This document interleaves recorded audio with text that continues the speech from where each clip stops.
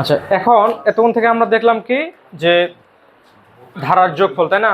এখন যদি পরীক্ষায় ফ্যাক্টোরিয়াল আসে, বলে দিতে পারে কোন একটা সংখ্যার ফ্যাক্টোরিয়াল মান নির্ণয় করার জন্য অ্যালগরিদম ফ্লোচার্ট করো, তাহলে একটি সংখ্যার ফ্যাক্টোরিয়াল নির্ণয়,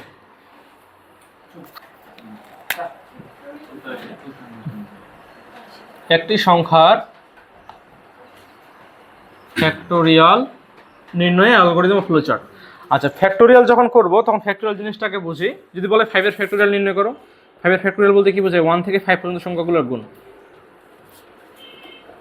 4 × 5। এই যে 1 থেকে 5 পর্যন্ত সংখ্যাগুলোর গুণটা হচ্ছে কি 5 এর ফ্যাক্টোরিয়াল। এখন আমাদের তো বলছে একটি সংখ্যাকে বলে দিচ্ছে কোন সংখ্যাটা, তাহলে আমরা কি ধরবো? n। তাহলে n এর ফ্যাক্টোরিয়াল যদি আমরা নির্ণয় করি, তাহলে 1 × 2 × 3 × ড্যাশ n। এই যে গুণের একটা ধারা তৈরি হয়ে গেল না, এই গুণের ধারাটা হচ্ছে কি ফ্যাক্টোরিয়াল হয়ে গেল। এখন গুণ করার ক্ষেত্রে, তবে গুণের ক্ষেত্রে আমরা সামের মানটা 1 রাখতাম, বাকি সব ঠিক থাকতো, ঠিক আছে, বা এখানে ইনটু করতাম। কিন্তু যখন ফ্যাক্টোরিয়াল করবো তখন যে জায়গায় সাম লিখছি সেই জায়গায় খালি কি লিখবো? ফ্যাক্ট। ওই জায়গায় খালি কি লিখবো? ফ্যাক্ট। তাহলে এখানে আমরা কি ধরবো? ফ্যাক্ট ইকুয়াল টু, এখানে কি ধরবো? 1। আচ্ছা, ইনপুট এখানে n, এবং i এর মানটা কত হবে বলো তো? ধারার প্রথম মানটা কত আছে? 1। আচ্ছা, এখান থেকে তাহলে কন্ডিশন ঠিক থাকবে। এই জায়গায় সূত্র এখন চেঞ্জ হবে, সূত্র হবে কি? Fact equal to fact into i। i এর মানটা কত করে বৃদ্ধি পাচ্ছে? 1 করে না? তাহলে i প্লাস কত? 1। আচ্ছা, গুণের ক্ষেত্রে আবার এখানে কেউ ইন্টু বসাই দিও না, ভুল করো। বলতে পারো ভাইয়া সব এটা তো গুণের ধারা করতেছি, তাহলে এখানে আমি আবার কি ইন্টু বসাই?